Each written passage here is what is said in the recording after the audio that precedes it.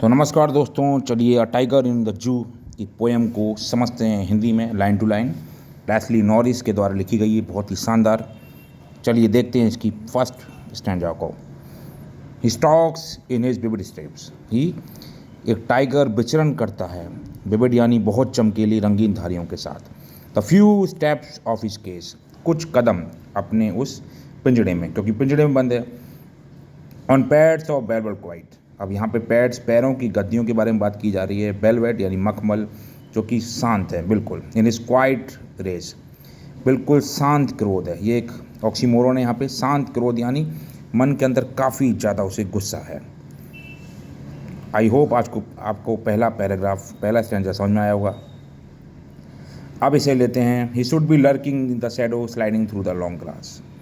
अब वह, अगर वो बाहर होता तो छुप कर, लर्किंग यानी क्रोध के साथ हमला करता, sliding through the long grass, और लंबी लंबी घासों से निकल के, नियर द वाटर होल, जलाशय के पास जहाँ पे पानी होता है, वेयर प्लम डियर पास, गोल मटोल डियर यानी हिरन के पास जाता, यानी यहाँ पर हमला करता अगर वो बाहर रहता। लेकिन अभी वो पिंजड़े में है। अब वो क्या करता है देखिए।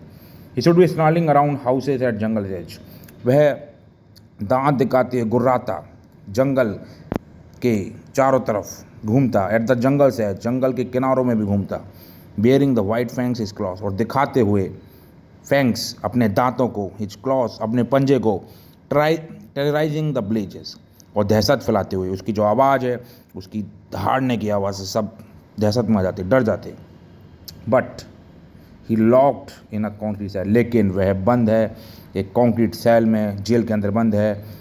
His strength behind the bar, जो उसकी ताकत है वो बिहाइंड, उस बार के पीछे है। स्टॉकिंग द लेंथ ऑफ इसके केबल, यहाँ से वह चहलकमी करते हुए अपने पिंजरे को नापता है। इग्नोरिंग विजिटर्स, विजिटर्स को इग्नोर करता है, उन पर ध्यान नहीं देता। अब आखिरी पैराग्राफ देख लेते हैं हम। Here's the last voice at night, आखिरी आवाज़ को सुनता है। पेट्रोलिंग कार्स, गश्त लगाते हुए गाड़ियों को देखता है। स्टेट्स घूरता है उन चमकीली आँखों के द्वारा और चमकीले सितारों की तरफ। तो टाइगर की तुलना उस खुले टाइगर से की है। अब एक टाइगर जू में बंद है, जहाँ पे उसकी पूरी कैपेबिलिटी को नहीं कर सकता। जंगल में अगर होता तो कहीं दहाड़ रहा होता, लेकिन अभी वो पेट्रोलिंग कार्स को ही देख रहा है, घूर रहा है उसकी तरफ।